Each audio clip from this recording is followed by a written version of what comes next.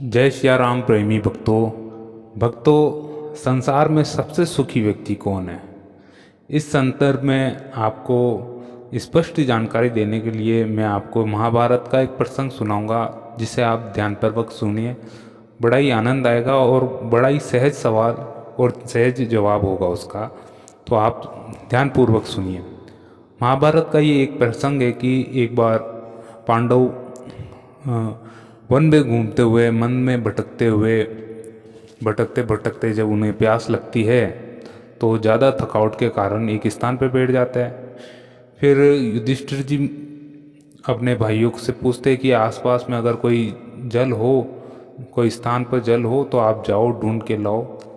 तो ऐसे करते हुए नकुल गए, वो वापस ना आए। सहदेव, अर्जुन और भीम ढूंढने गए जल, मगर वापस लौटे नहीं।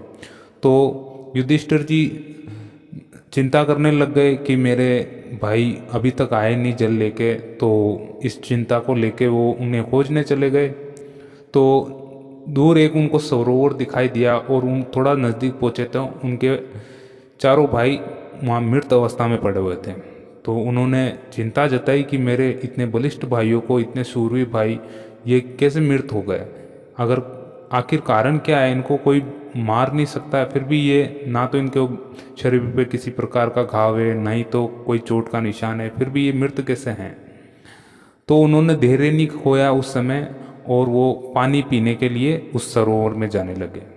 और जैसे वो पानी पीने लगे तब एक आवाज़ उठी कि आप जल नहीं पी सकते, ऐसे आपको कुछ प्रश्नों का जवाब देना पड़ेगा। और वो एक उड़ता हुआ हंस था, उसकी आवाज़ थी। उसकी आवाज़ थी। फिर बाद में उस बगुले ने ये कहा कि आपके भाई अपने बल का अभिमान करते हुए इस दुर्घटना का परिणाम बने हैं। इनको बस मैंने कुछ मना किया था कि आप मेरे प्रश्नों का उत्तर दीजिए, फिर आप पानी पी सकते हैं, मगर ये वो उन प्रश्नों का उत्तर ना दे सके और वो इन प्रश्नों का उत्तर ना दे सके और वो मृत अवस्था में हो गए।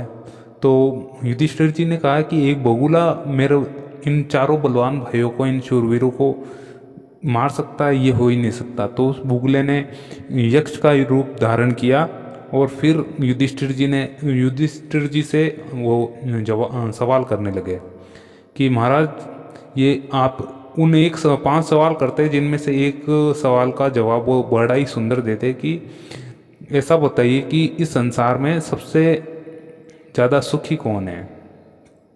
तो वो कहते हैं कि संसार में सबसे ज़्यादा सुखी वो इंसान है जिस पर किसी भी प्रकार का ऋण ना हो, अर्थात उस पर किसी प्रकार का ऋण ना हो, यानी किसी भी प्रकार का बोझ ना हो। यानी आप ना तो ऋषि ऋण हो उस पर, ना तो किसी प्रकार का आप धन के प्रति लोन ऋण हो। वर्तमान समय में अभी जैसे कि होम लोन हो गया और कोई कार लोन ले रहा है, तो अभी तो वर्तमान संदर्भ में इस प्रकार है ताकि लोग काफ़ी परेशान रहते हैं।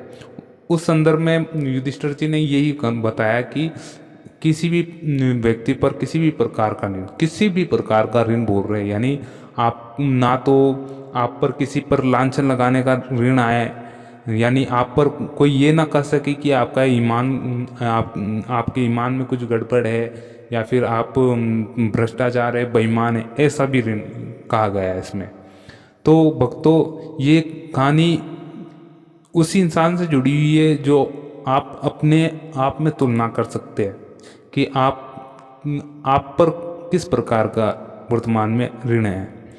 और ऋण ऐसा वर्तमान समय में है कि बिजनेस लोन हो गया, या फिर किसी के पास पर्सनल लोन हो गया, या फिर कोई स्टूडेंट है जो बाहर जाता है और पढ़ाई के संदर्भ में लोन लेता है और अपनी रोज़मर्रा की वस्तुएं खरीदता है और उनको उधारी पे लेता है। तो ये चीज़ें सब देखने में ठीक लगती है, मगर है नहीं उतना, क्योंकि फिर क्या होता है कि समय के आगे चलते हुए ऐसे व्यक्ति दुश्चिंताओं का भार अपने ऊपर ढोना पड़ता है व्यक्ति को, और वो चिंता कब दुश्चिंता में बदलती है पता नहीं चलता, और वो उस ऋण से निजात पाना चाहता है। तो आप ये मान के चलिए कि ये ऋण आप पर बहुत भारी दबाव डालता आने वाले समय में। और वर्तमान समय में भी आज की स्थिति ऐसी बनी हुई है कि प्रत्येक व्यक्ति अपने अपने ही ख्यालों में खोया हुआ है।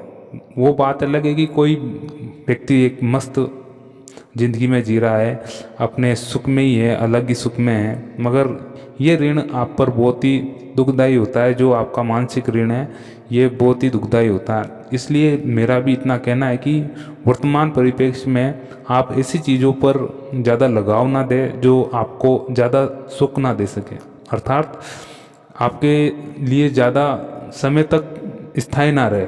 जैसे कि आप कुछ भी खरीदते हो, जैसे आप कार भी लेते हो, कार लेते हो तो क्या होता है कि आप 10 दिनों तक, 20 दिनों तक, 2 महीने, 3 महीने ज़्यादातर उस पर ज़्यादा दिल देते हो, अपना दिल लगा बैठते हो, उससे उस पर ध्यान देते हो। फिर उसके बाद आपका ज़्यादा ध्यान नहीं रहता है। वो गाड़ी कितनी भी खराब हो, फिर समय चलते बाद आप उस पर ध्यान नहीं देते। इसलिए वर्तमान परिप्रेक्ष्य में जिए और अच्छा जीवन, संतोषपूर्ण जीवन जिए। बिल्कुल किसी के भी प्रति आप इतनी लगाव ना कर बैठे कि आपके आने वाले समय में आपको दुखदाई जीवन जीना पड़े। तो इससे निजात पाने के लिए सबसे बड़ा तरीका यही है कि आप प्रभु के प्रति उनकी शरण में चले जाएं और नाम जप करते रहें। प्रभु आपको वो दिशा और आपकी दशा दोनों सुधार देगा, और दिशा इतनी सुंदर देगा आपको कि आप कभी भी इस ऋण से, तो आपको एक काम जरूर करना है कि आप प्रभु पर एक ऋण डाल दीजिए, ताकि वो आपका ताउम्र और मृत्यु पश्चात भी ऋण ही रहेगा। वो है आपकी भक्ति का ऋण, वो कभी भी आपको चुका नहीं पाएगा। ये बहुत में एक तरह की गुप्त ज्ञान आप मान सकते हो कि एक तरह का गुप्त ज्ञान है कि आप उसको ऋणी बना दो आपके प्रति। वो आप फिर आप जब भी उसको बुलाओगे ना, वो तुरंत प्रकट होगा। आप उसको ऋणी बना के देखो। और ऋणी कैसे बनाना है तो मैं ये वीडियो अगले वीडियो में बताऊंगा, तब आप मुझको कमेंट करके बताएंगे कि इसको ऋणी बनाना कैसे आखिरकार। तो आप को ये वीडियो कैसा लगा तो आप मुझे ज़रूर कमेंट करके बताएं। और अच्छे वीडियो और अधिक जानकारी के लिए हमारे नेक्स्ट वीडियो में हम आपसे मिलते हैं। और आपको वीडियो कैसा लगे आप ज़रूर बताइए। चैनल पर नए आए हो तो सब्सक्राइब कीजिए। और हमारे चैनल का नाम है जय सिया राम, आपका सहयोगी। तो मिलते हैं नेक्स्ट वीडियो में। जय सिया राम।